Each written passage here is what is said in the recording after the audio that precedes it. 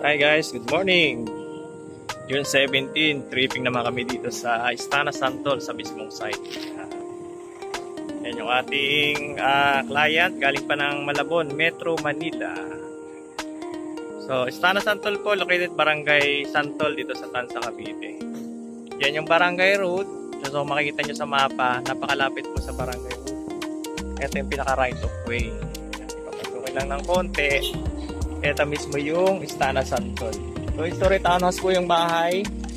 May parking. Malaki yung floor area, 58 square meter.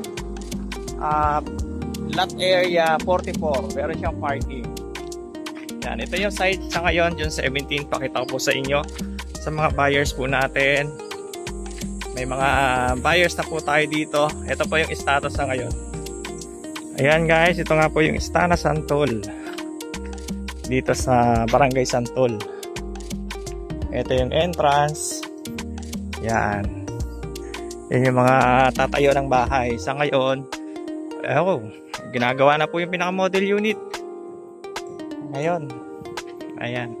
Maganda, 4,900 lang yung monthly equity. Sa loob po ng 18 months. Napakamura. Ayan. Yan yung site. Makikita nyo po yung pader.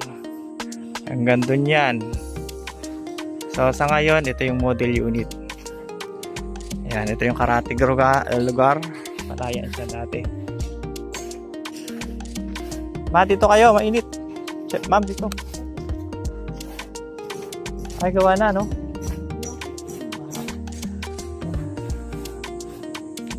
Gawa na siya.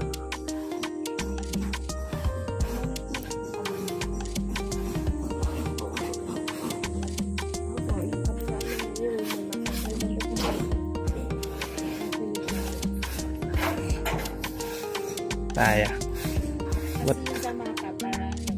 Doon ma'am yung open, oh. Doon banda. Yun, yung may kanal na yun. Yan, ang ganda lang yan, ma'am. Ayan po, may mga kalsada na pala. Yun, yung may van na po yun, yung may cargo van na yun. Ayan, landeb na pala.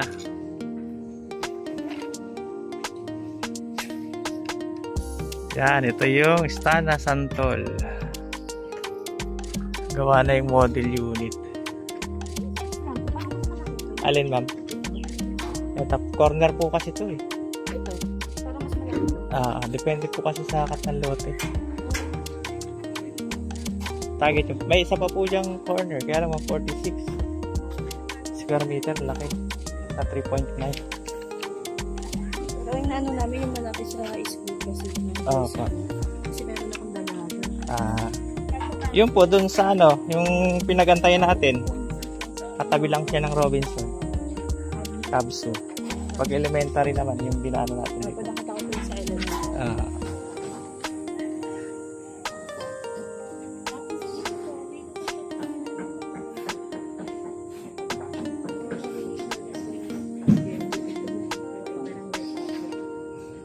Tapos papunta po, pag binili ko naman sa